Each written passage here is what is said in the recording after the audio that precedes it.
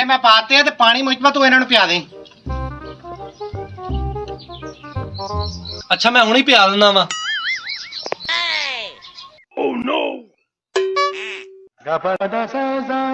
मिट्टू बच्चा नूं पानी पियाता?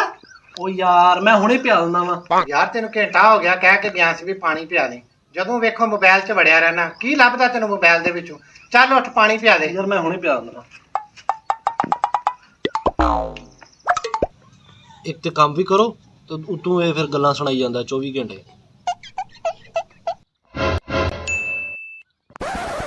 ਓਏ ਹੁਣ ਰੱਸੇ ਨਾਲ ਕੀ ਕਰਨ ਲੱਗਾ ਈ?